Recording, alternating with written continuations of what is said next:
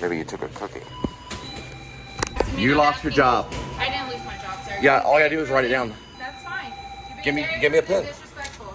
This is your receipt? I'm calling. You know what? Call him, you fucking cunt. I feel sorry for you, ma'am. Fuck you. Thank you. Have a good day. All right, so we did file a complaint against Patricia at 7-Eleven. Her, the address is 7325 North Freeway, Fort Worth, Texas, 76131. The store number is 37704. It's in Texas. She basically threatened us, okay? She threatened bodily harm against us. Now, there was something, she did. Now, there was something that happened in the news where it was at a Walmart gas station and a black lady was attacked by a clerk. This lady looked like she was about to attack us, right? She was mad. She's like, "Get out of my store!" No, so the black lady attacked the white lady. No, I'm talking about the Hispanic lady Walmart. At the 7-Eleven. Oh, okay. She threatened us. She threatened us, right? No, she threatened us. She threatened us, and so we had to leave the store. This is all over a cheeseburger that costs $1.59. And here's the ticket right here. It was over a cheeseburger. It was over, we're not gonna lie, Linda likes Bud Ice.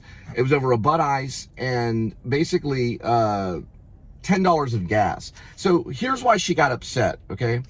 So I said, could I add $10? And I always say the correct English. Could I say the $10 extra on gas, or could I add $10 on gas? And they always say the same thing. Oh, you want to make it $10 even, or do you want to do $10 in gas? I said, don't worry, everybody makes that mistake. That's what I said. That's what you said. That's all I said. So she grabbed Linda's beer, she put it behind the register, she grabbed my cheeseburger, she threw it in the trash, right? Chunked it. She chunked the cheeseburger. And then I said, what's going on? That's what I said. Yeah. And she just started saying, get out of my store, I'm gonna call the police. So we left, and I got in touch with corporate. Because listen, if you're gonna threaten the police on somebody, you're threatening bodily harm. If they cuff you, that's bodily harm. They put handcuffs on you, that's a form of bodily harm. It could be false imprisonment if the police is wrong. We're not gonna sit around and wait for the pigs to show up, because that's what police are. They're pigs. They pig out. They eat too much. That's the reason why they're a police officer. They're a police officer because they eat too much food. That's why they're a police officer. That's why they're called pigs.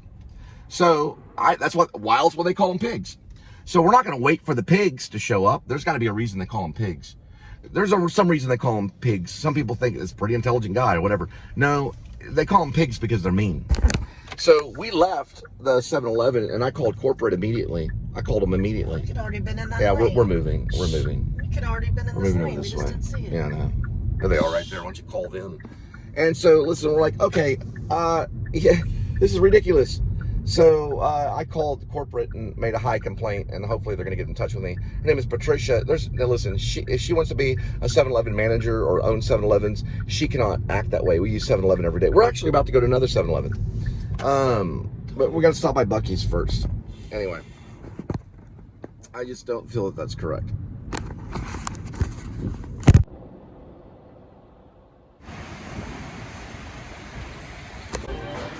With the Buc-ee's right here. How you doing, Buc-ee? You doing okay today? All right, well, got a photo with Buc-ee. I didn't see that Buc-ee was in there. And if Buc-ee was in there, actually Buc-ee was walking around, I got a photo with Buc-ee. But we are gonna head to another 7-Eleven. So I use the 7-Eleven app and I wanna use some of my points. But yeah, Buc-ee was in there. Do you want to get a photo with Buc-ee? No, I'm fine. Okay. We'll come back later and get a photo with Buc-ee. But I don't know. I do feel kind of bad about calling on, corporate on Patricia, but let me tell you something. Before we left the store, 7-Eleven, she said something very, very, very rude. And I have not talked to anyone. I'm going to talk to corporate about it. She said something very, very rude, and I'm probably going to call back. Actually, I'm not gonna. I'm just gonna share it with you guys. She looked at Linda and she said to Linda, she goes, "You know what? I feel sorry for you." Now, I messed up, My sister recently put a gun to her head and blew her head off. I was abused as a kid, mentally, by my father. My father was special intelligence during Vietnam and looks at the world in a very evil way. The Vietnam War was a very evil war. We lost that war. We couldn't beat those people. They hid underground. They lived in trees. And they would kill an American soldier any way that they possibly could to stay away from them and their family. So we decided as a country to leave Vietnam alone, because these people would have killed themselves to hold down their independence and to hold down their families, and so that your American soldier would not be able to go in there and rape their women and napalm their children. So we left the country. And so my dad experienced, and the reason I'm being harsh is because my father, just like your father and many other fathers, experienced horror of war, and it can corrupt a father and it can corrupt the children. We're still surviving from the danger of the Vietnam War. The most important thing is don't worry about the small things, but don't threaten to call the police on somebody, because the police officer is also corrupted in his mind, just like the soldier is corrupted, and they do hurt people. So if you want to insult me and say, look, I feel sorry for her or whatever, I'm still probably going to call corporate on you. But if you're going to sit there and say you're going to call the police on me, I will call corporate, I will escalate it, I will have emails sent, and I will take away your job. Because you don't deserve to be working in a 7-Eleven if you're going to be picking up the phone and calling the police on people for getting refills and cheeseburgers. Because we had the cheeseburger on the receipt. It's on the receipt. Cheeseburger's on the receipt. You can see it. You can screenshot it and find out. And so is the adult beverage, which is the beer. And the gasoline's on there too, which we have to go to another 7-Eleven to get all that. So, we weren't that rude. No. We weren't that rude. But then as I don't know if the Catholic Church trained you, Patricia, to be that mean. But as your last attempt, at your last breath, as we were walking out, you no longer needed to insult me or to threaten me over all of this, bull crap. You had to reach out to the thing that I love the most, which is Linda. And I do love the show too. But I did put you on the show to show my behavior because I have a problem. But to sit there in your last breath to try to take everything away from me, your last breath to insult me and say, I feel sorry for you, to try to change or win over my beloved, and to take away the thing that I love the most, so that you could possibly stand behind a counter and insult other people, or stand behind a counter and act like a Nazi. You need to see a episode of Seinfeld called the Soup Nazi, right? Where this certain person wouldn't serve soup to certain people for whatever reason. That Soup Nazi doesn't need to be a person serving soup to people, because sometimes people need soup. Sometimes people need a $1.59 cheeseburger and an adult beverage, which is a Bud Light, or whatever it is that we're trying to buy at your 7-Eleven. Sometimes people need to know that. I know I've talked about everything from the Vietnam War to 7-Eleven, but the reason why I'm talking about abuse is because none of us are perfect. But don't go around calling the police on people for that. And also, don't go around insulting someone and saying to someone else's wife, which you are my wife, right? Yes. Okay? That I feel sorry for you. To her. Listen, Patricia, you're not going to keep that 7-Eleven job. I'm going to make sure that you don't. Because you need a reevaluation of your life. To insult me to that degree and get away with it is evil. It'd be evil for you to get away with insulting her and everything for your stupid job where you're paid $15 an hour tops at the most, and just to be that evil. So I'm printing this, and I hope you have a good day. God bless you and your 7-Eleven. ultimately what I mean is that we're not going to be perfect, but we're trying to be the best citizens that we can be, ultimately. And I'm not trying to make any type of major point or anything. I'm tired of these 7-Eleven clerks coming after me, okay? And I did lose my top.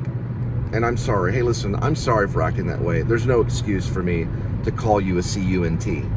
And I've done it before, and, you know, I've been trespassed from places before for saying it. And maybe it's a slight form of Tourette's, maybe it's a mental problem, but when you insult me to a certain degree, I'm going to call you a CUNT right to your face. And I'm sorry. I hope that I don't. It's something that it's like there's like a werewolf inside me. And so I know you didn't call me anything like that, but whenever you say that to her and say, look, I feel sorry for you, or you act that way, or you insult me, listen, you want to treat every employee that you come across with the utmost respect, like they're the most important employee that walked into your store. That's how my mom was trained in American Airlines. She lasted 25 to 30 years in American Airlines. That's how you're going to last at a job. You even want to tell that person, you're the most important employee to me, right? You want to tell them to their face and be nice and smile and treat them with respect. Say, you know what, how can I change that order? I just want to make sure I get the order right. You don't want to grab the beer, grab the cheeseburger, throw the cheeseburger away from front of them, tell them that you're going to call the police on them. You don't want to have that, because listen, if we're going to be that type of society, and I might run for president, I may not, I don't know. It depends on if I get it together and I'm able to do this and use the right language. But if we're going to be that type of society, we're going to fail. If we're going to call the police on one another, we're going to fail. And to be honest, I'm wanting to take the lethal sidearm away from the police so that it doesn't turn into a situation that doesn't need to be.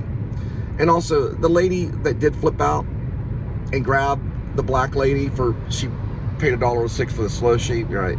And she grabbed the lady and threw her down and hurt her back, and now she's suing 7-Eleven. I mean, I'm sorry, it was Walmart. It was Walmart gas station. It was the black lady that assaulted the white lady. No, they were both black. I saw the video. It was a black lady that it happened in Dallas, in Cedar Hill. Yeah. She was thrown against the counter. The clerk was a criminal, and she was thrown against the counter, and her back, like her spine, like, listen, once you hurt somebody, listen, my ribs were nearly broken over something. It was a social research experiment, you know. And this guy got in my car and he held me down for really over nothing. And you know, I had to pay all the money for it, you know. I had to pay like $600 something for all of this, you know, the stuff that happened.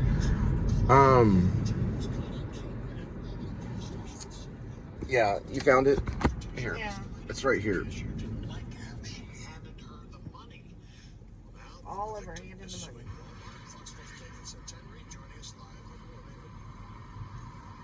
So what ends up happening, if you watch it, the lady handed the money to her, and the clerk said, put it in my hand, and she didn't. So the clerk went around the counter and grabbed the black lady and threw her up against the counter, and she sued Walmart for $11 million. It hurt her back and her spine. It dislocated something. It was like horrible, and it was over absolutely nothing. It was over a slushie that she tried to pay for. Yeah, that's the victim. That's how much money Ann Flores says she split across the counter to the cashier for the slushie. Flores claims the cashier It was all over a slushie. And like, this is ridiculous. Okay, so if we're gonna be that way, if we're gonna be managers that way, then you don't need to be a manager. If you're gonna be a cop that pulls their gun out and shoots someone in the back, you don't need to be a cop. You don't need to shoot someone if they're running away from you because they're scared for their life. Listen, imprisonment kills.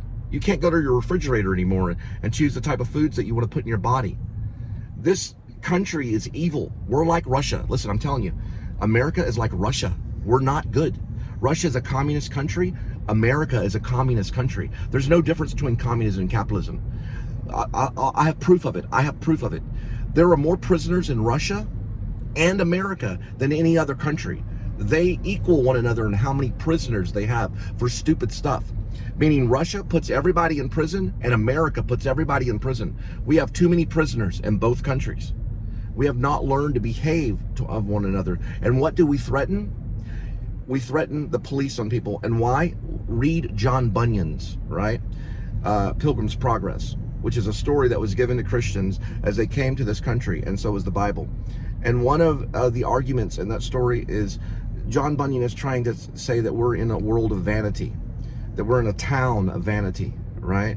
And that there are judges, and all these people are different judges, and they use the police. The police is a form of witchcraft, and they use them to lock people up. They use technology to lock people up. That's a form of witchcraft, right? It's been going on since the Salem witch trials. They fly drones around in the sky, and they lock people up, all right? They do it because they're evil. This world is ruled by Satan. So you have to take it in your heart to have mercy, even at a convenience store. I know I sound crazy, but I'm telling the truth. This world is locking people up using witchcraft, okay? And when I mean witchcraft, it's technology. Listen, a long time ago, if you took someone from the Puritan age, a long time ago from the 1600s, and you time warped them here in present day, they would see this stuff as witchcraft, because it is witchcraft. If you're an editor or if you're in filmmaking, one of the software is called Black Magic, okay? It's a software that they use to edit things, right? We change people's faces, right? We edit things to hurt people in this country. We hurt people and we turn things, and that's like witchcraft is what I'm saying. It's evil. It's using evil against another person. So I made that complaint because of two reasons. One reason is she threatened bodily harm against me by saying that she was going to call the police. She wanted to shackle me, and that's using bodily harm. So I consider it bodily harm. If you're going to call the police, that's using bodily harm, because they'll shackle you and they'll hurt you and they'll spray mace in your face, or they'll do whatever, they'll shoot you and kill you over nothing, right? In the courtroom, we would say, this is over nothing. This is over a refill of soda and a cheeseburger and a beer and some gasoline. It's over nothing, right? My friend, whenever they tried to lock her up in prison, they said that her motive was Taco Bell money when she killed her father in self-defense. That's what the MO was, Taco Bell money, which is nothing. It didn't work in court. So she was free because her father really did try to kill her, because her father was a meth head, okay? That was the motive. The motive was Taco Bell money. The motive here would be a cheeseburger, a refill, all right? Don't tread on me, refill right here, because don't tread on me. A refill, substance that we need, and gasoline. That's all we were trying to buy before she wanted to pick up the phone and call soldiers over to us that have lethal sidearms to execute us or shackle us for not leaving your store. Listen, Patricia, you're not working at 7-Eleven anymore. I guarantee you that. Well, this guy's blinker on. Indiana, PA 33405. Just runs off the road so you can hear Walmart.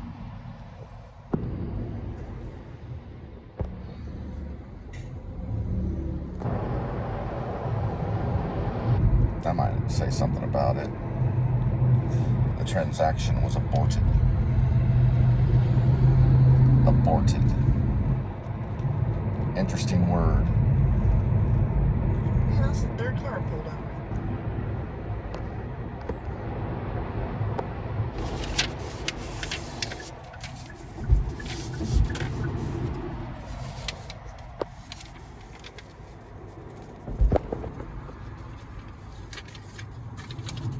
Since we were so rudely asked to leave the 7-Eleven over there, wherever the heck it was, we went to another one. So I'm gonna get my cheeseburger and my refill and our beer and gasoline at this one. And also, I got the email, so if you're gonna file a complaint against 7-Eleven, 7-11 at CUSTREL. I think it's 7-11.com or something like that. Anyway, so I'm gonna get the jalapeno cheesesteak. It's actually jalapeno cheesesteak. It's actually, yeah, this actually looks really good. It's a better one. So she threw the one in the trash away. Then you put it in here, just like this. Boom. Wait for 15 seconds for it to heat up.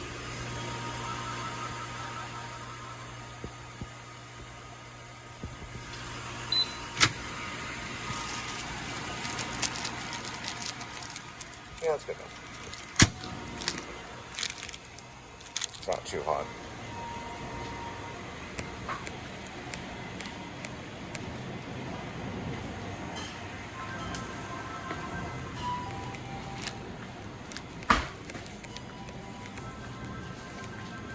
Oh, they got those cool hats there to keep it warm in Mexico. That's where that lady's going. And I'd also like this right here. And some gasoline. So I'm gonna do $10 added on gasoline. Yeah. What? I'm not. She's on the phone. Just wait your turn. So whatever this amount is, just go ahead and add an additional $10. So it'll be $17.67 on gasoline. And I'm gonna put my code in. You don't mind if I do that, do you? No. All right, good. You're a very good employee. I do appreciate you helping, because we just came across another employee that didn't allow us to do this and threatened to call the police on us. So we're gonna go ahead and get this and good to go, and I can get a receipt. You're okay with it? Mm-hmm. You're okay with me buying all this and getting the gas? Yeah. All right, good. And there was no problems at all. We were able to get what we needed, and she didn't have any problems at all. She, you know, we said the same thing, only I just said add $10. She didn't have a problem with adding $10 to it. Of gasoline. I don't understand what the other lady was upset about. That's why I'm also getting sending an email complaint against the other lady. She was perfectly fine though, in there. I didn't give her name though, she didn't have a name badge. But Patricia wore her name badge. That's why I was able to make the complaint. Because she wore her badge. Her name badge.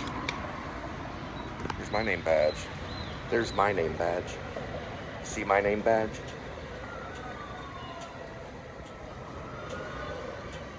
And I got my cheeseburger. I will do everything in my power to make sure that lady does not work at 7-Eleven. Not her, but the other one.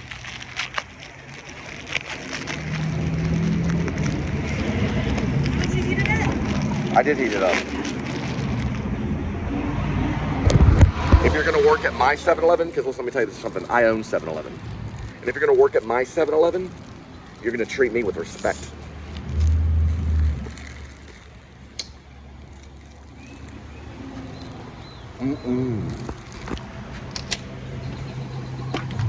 Everybody that comes here owns 7-Eleven. That's how our country's gonna be. No one person's gonna bully another person. They're landscaping people. Just give me a second. At the same time, I was coming here to work on something. They came in here and worked on something. Called Mean Green Lawn Care. We're gonna go on this side right over here.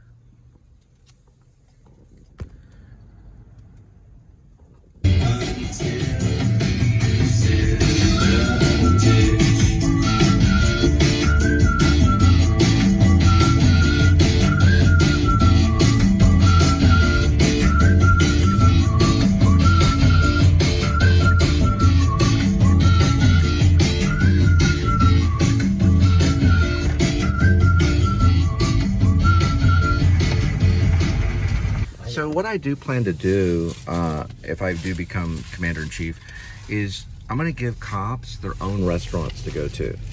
That way they don't feel unsafe. It's 524 on the cruiser number. And gas stations. Their own gas stations and their own restaurants. Car washes. Remember one? And their own car washes. They're going to have all their own little private places they can go so they don't, get in trouble with the public. Yeah, they'll have their own place they can go eat with their own meal card. Of course, I'm probably going to cut some of their funding and take away their lethal sidearm, but they'll have their own little place they can go. That way they don't have to be around the public and all the criminals. And they can eat in peace. Yeah, they'll have their own, it'll be like a cop shop, a cop stop. Because it's awkward to go to a grocery store, restaurant, gas station if there's a copper there. That's how I feel. It's like, this guy's got a lethal sidearm. Well, once we take their lethal sidearm, it'll feel more comfortable, and then we'll merge them back in later. But for right now, I think there needs to be a separation between the public and the police, per se, where they have their own places they can go and do their own thing. That way, they don't get into trouble. A lot of cops are getting themselves in trouble and getting thrown in jail and stuff because they end up killing someone over nothing, shooting them in the back over nothing. Would you look at that Bronco Grandpa? And that way, everyone's happy. So they have their own restaurant they eat at, their own grocery store they shop at, their own gas station they go to, and then they're not around the public. And then if someone breaks the law, they can have their own soundproof lawyers and things like that to prove it. Because I personally don't think we really need a lot of them. So we are going to McDonald's to get a free medium French fries with a what purchase? $1 purchase. With a $1 purchase. And what's we $1 are going to be? purchasing 7 dipping sauces. They have a new sweet chili sauce. We're going to purchase 7 dipping sauces and get our medium French fries for free. Well, it costs $1, but it's almost free. $1.05. $1.05. You ever seen RoboCop? And RoboCop, everything, you know, what? I'll buy that for $1. So I see my number and everybody. And you would hit order. And then we would go underneath. Let's see. Condiments. Sides, probably. All right, so we'll just set that for. All right, then you would hit that. Got it.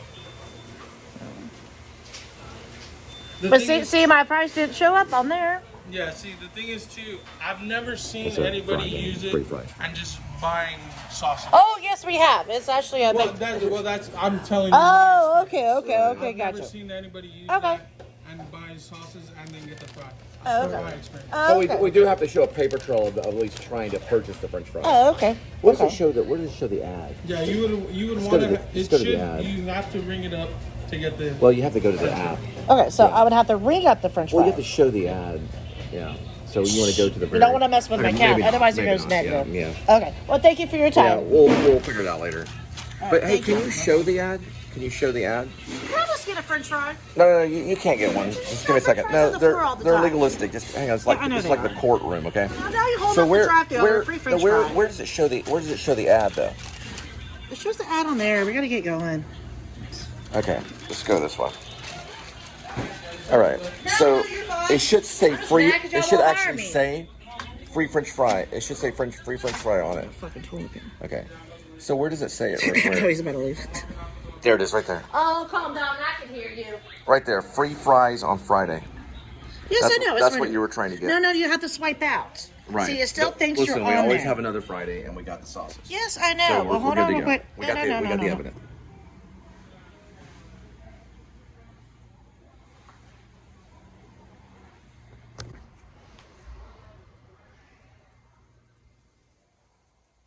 Well, it's free French Fry Friday, you know. Because we didn't hit the right button, we only get the sauces. It's no big deal. Show them the app, and you got to hit the right button, so it's got to be in the right sequence, so you don't get your French fries. Oh, well. We'll figure it out eventually.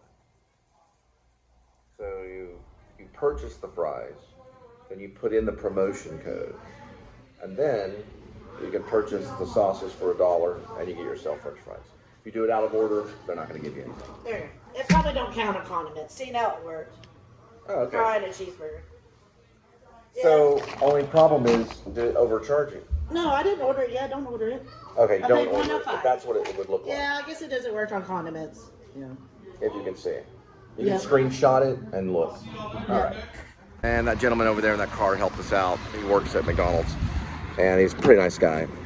He was able to figure it all out for us. So you actually have to purchase something like a burger or something. You can't just purchase condiments. He said he was going to walk out, but I think he was going home anyways. Yeah, so it's a big deal. All right. Almost condiment. And I love the color. You know, I think Sean Baker has said that he previously used to kind of dream. If I was Sean Baker, I would have just used the regular Those little phone. balls. I wouldn't have worried about trying to be impressive in what it looks like. It'd be ballsy if he tried to make another film now with just a phone and no lens, other than the lens that's given with the phone. It's amazing how people lose their roots. But he could go back. So I wouldn't even care about the lens. You don't really need it. The cinematic look is false. It should just be whatever is captured is captured. There's no such thing as what a film should look like. That'd be like saying a person should look a certain way. Right, Kitty? Look however you'd like.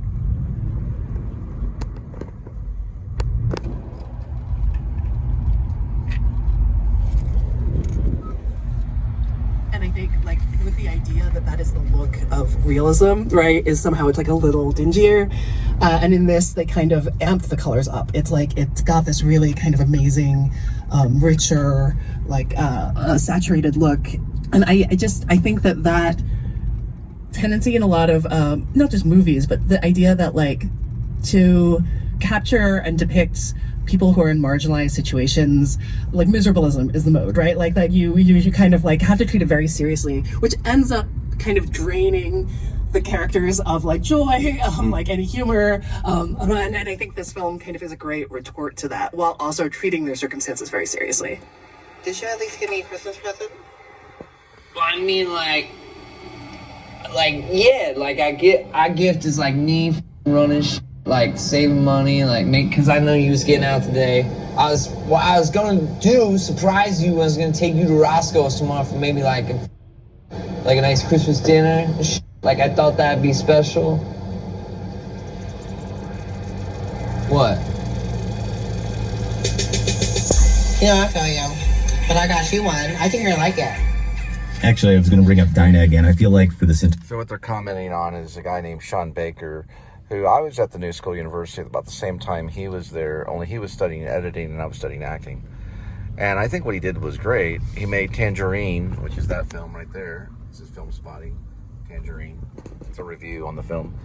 I think it's a great idea to just pick up your phone and maybe if you want to put a lens on it, that's fine. I don't think he had to, but it would have been cool if he didn't. But now, I don't know if he put a lens on the very end of the what's called the Florida Project. I don't remember if he did, but he did use an iPhone at the very end of that movie with Willem Dafoe.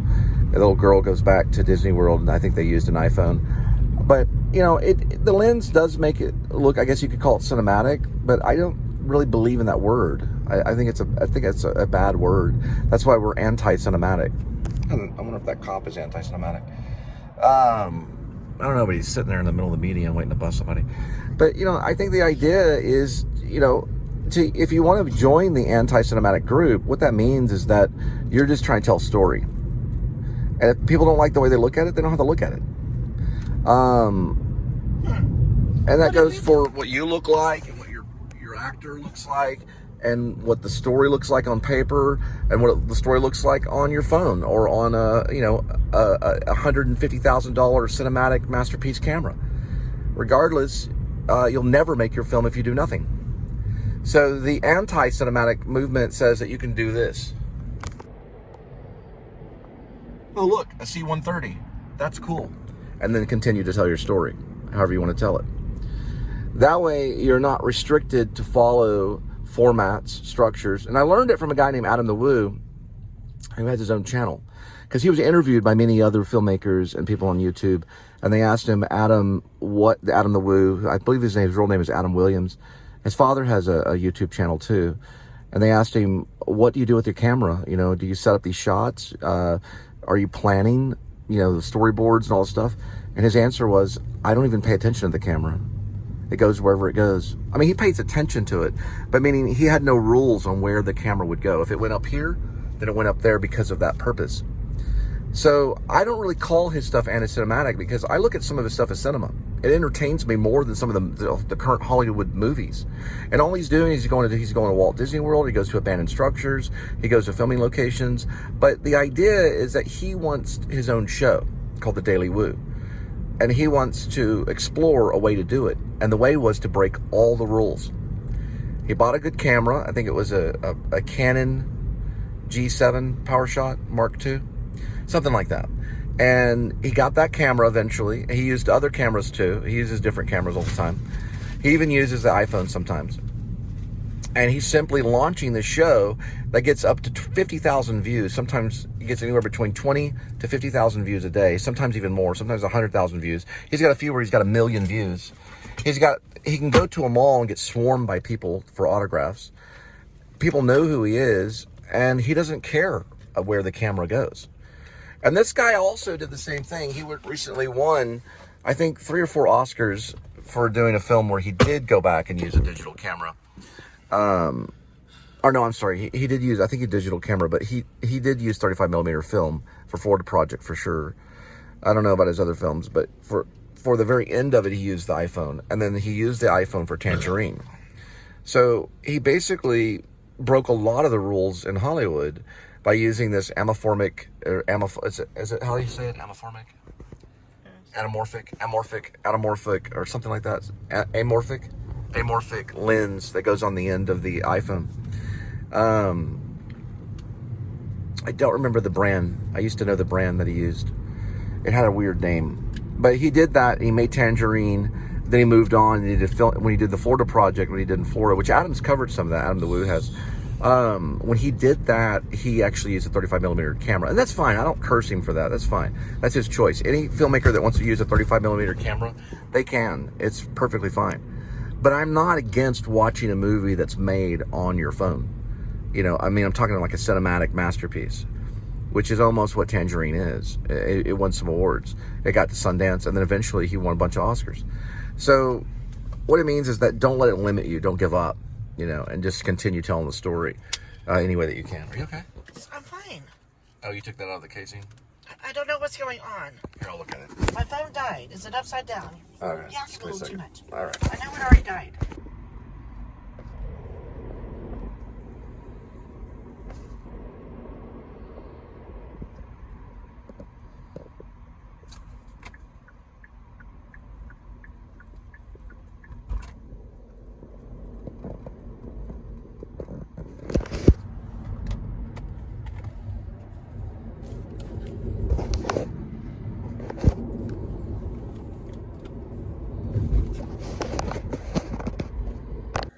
All right, so I did watch Michael, what's his name? Cera. Let me start over again. All right, so I did watch Michael Cera's little Criterion Closet on the Criterion channel on YouTube. This is not YouTube, this is Criterion channel. Brilliant work. Big fan, Michael Cera. My favorite role is Wally Brando from Return, which I'm surprised he didn't. That should definitely be in the Criterion Closet, The Return of Twin Peaks, or Twin Peaks Return, which is a limited time series on Showtime, or it used to be.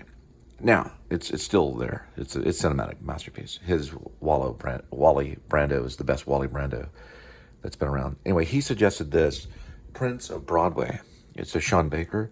I did go to school with this guy. He was studying editing while I was studying acting. Don't know if I ran into him in an elevator or whatever, but he was somewhere around.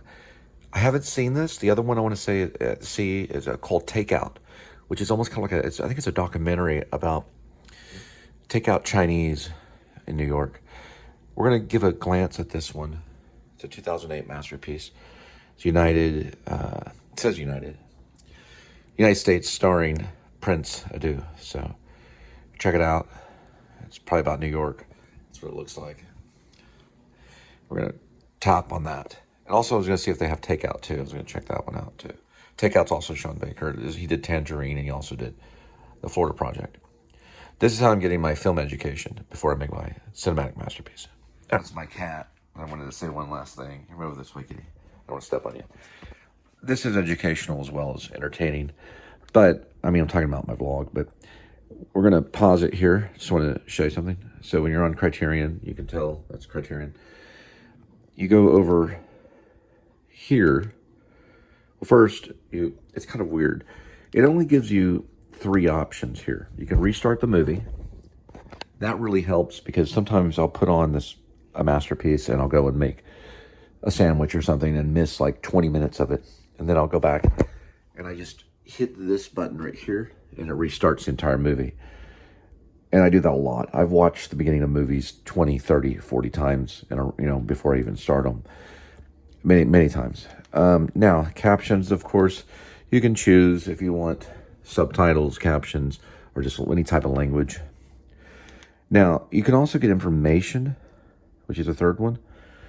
And on information, it'll tell you, this is about staking out territory on the cold winter streets of Midtown Manhattan.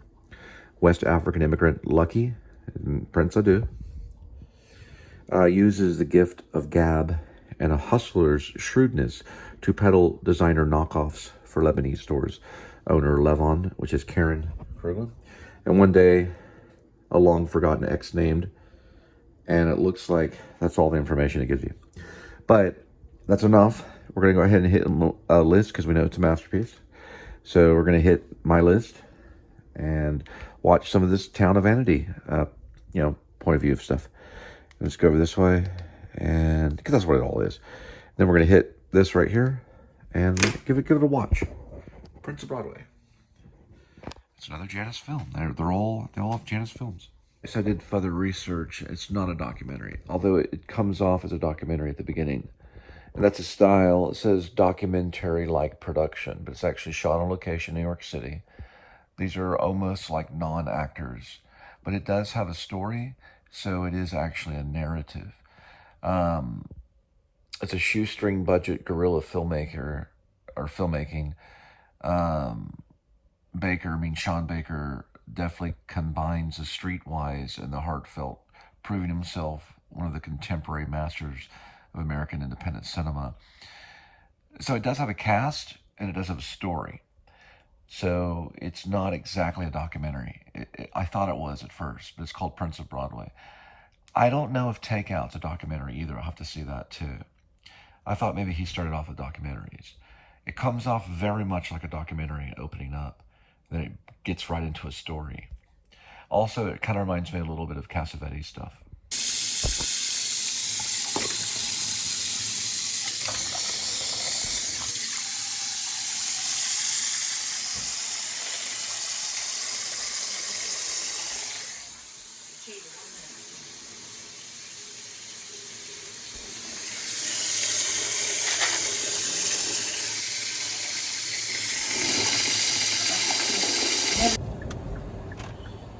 Does it have a main screen? And the double tap. I know I am double tapping. Just double tap and then go to the main thing.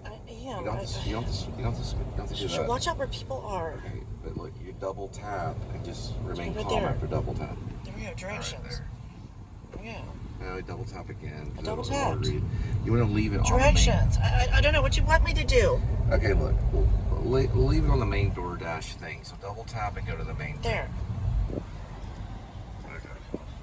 So let me see it again. Right there. Okay. That's what I'm looking for. Yeah, that's it. Okay. All right, now when we go here, Yes. I want it to go here, then there, and then there, right there. So it's gonna be like right here. That's what I'm looking for right there. All right.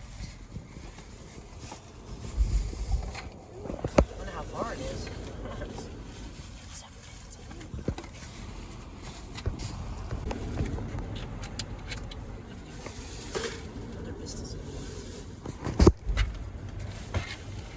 All right, that means we're really close. So even though we're not there yet, and we've got a little bit of ways to go, you can actually just hit that, and it shows on the system that it's checked out. I mean, checked in. Sorry, checked in. All right. 5 items. Okay. Sprite, cheesecake, garlic bread, entree. All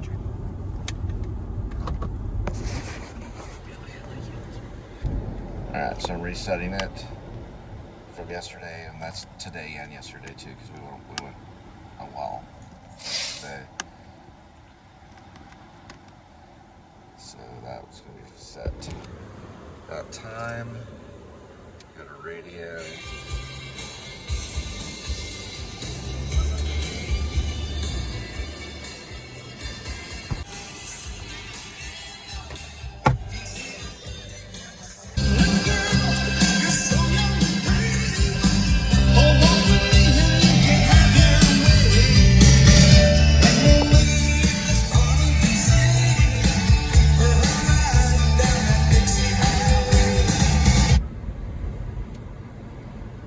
Alright, that means it's coming up here.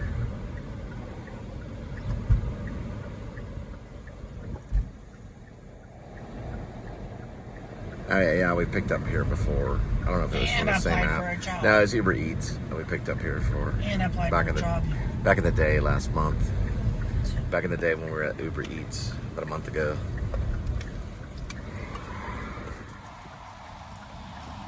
Italiano. How much we got paid that time? And this is Italiano what? It's a restaurant. My ass has been hanging out. so it's authentic Italian food. Some respect, okay?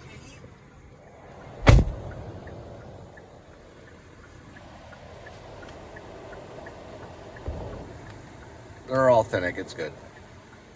You know they're authentic whenever it comes with pasta, extra large pizza, hot subs, and a 2-liter of Coca-Cola. You get homemade pastas and a free appetizer for $25.99. Or $26.99 if you get a 2-liter soda. With the extra large pizza. 10 wings too.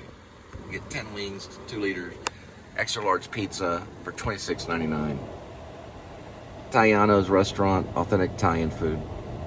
And I heard it tastes pretty authentic too. They got ravioli, fettuccine, spaghetti, lasagna, the whole works.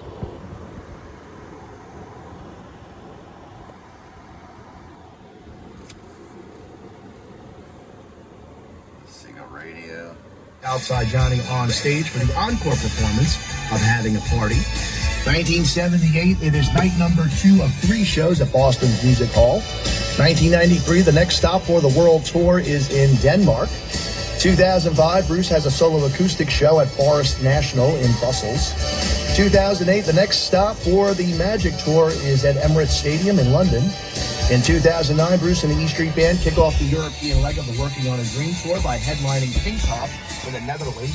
Brandon Flowers from Killers makes the guest appearance on Thunder Road. 2012, the Wrecking Ball tour arrives in Berlin. Bruce opening the show with a cover of Wiz Jones' When I Leave Berlin. 2015, Bruce and Patty perform some classic covers with Bobby Bandiera's band at the wedding of Patty's personal 13 miles, not bad. 2019, Bruce releases Tucson Train, the third single from the upcoming Red from Stars album. And in 2023, Bruce and the E Street Band played their first show in Edinburgh in more than 4 decades. Performed as the set opener in Berlin back in 2012, this is a cover of Wiz Jones' When...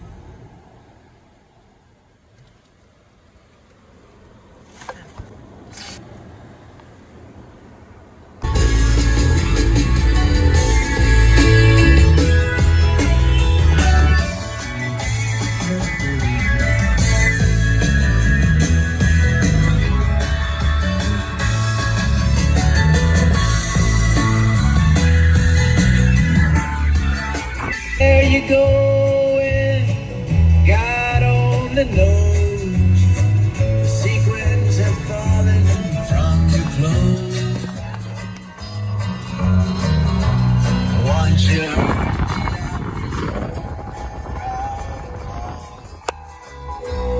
Now you're hanging out in all the rain went sidewalk. Remembering the time when coffee with a friend was still a dime, and everything's been sold American.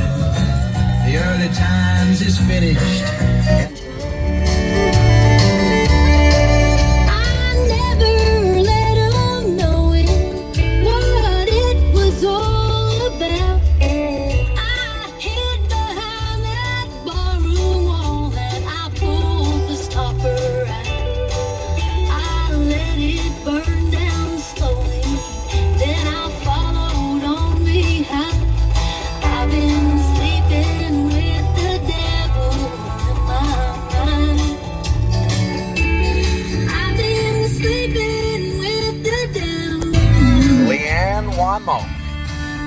Or Wamok. It's Leanne Wamok. Sleeping with the Devil.